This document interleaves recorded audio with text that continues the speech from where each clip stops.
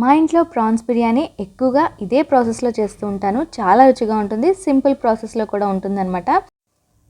ఈసారి ప్రాన్స్ ఎప్పుడైనా తెచ్చినప్పుడు ఇలా ఒకసారి ట్రై చేయండి. చాలా బాగుంటుంది. ప్రాన్స్లో ఉప్పు, పసుపు, అలాగే మనకి సరిపడినంత కారము, గరం మసాలా, నెక్స్ట్ వచ్చేసి జీలకర్ర పొడి, తర్వాత ధనియా పొడి అన్నీ వేసేసుకొని తర్వాత ఫ్రెష్గా దంచిన అల్లం వెల్లుల్లి పేస్ట్ వేసుకొని పెరుగు కూడా యాడ్ చేసుకుని పుదీనా, కొత్తిమీర అన్నీ వేసుకుని రొయ్యలకి ఈ మసాలా అంతా పట్టేలాగా చక్కగా కలిపేసుకొని 10 నిమిషాలు పక్కన పెట్టేసుకోవాలి.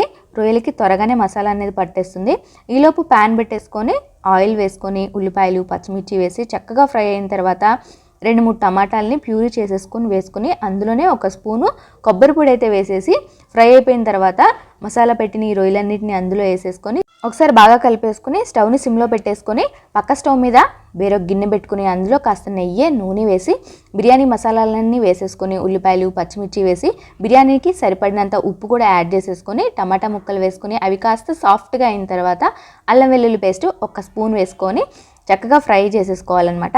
ఇప్పుడు అరగంట ముందే కడిగి నానబెట్టుకున్న బాస్మతి రైస్లో 1 గ్లాస్కి 2 గ్లాసులు చొప్పున నేనైతే 2 గ్లాసులు బియ్యం తీసుకున్నాను. సో 4 గ్లాసులు నీళ్లు పోసేసుకొని పుదీనా, కొత్తిమీర వేసేసి మూత పెట్టేసి స్టవ్ సిమ్లో పెట్టేసుకున్నాను. ఈలోపు రొయ్యలు అయితే చక్కగా ఈ విధంగా ఉడుకుతాయి అన్నమాట.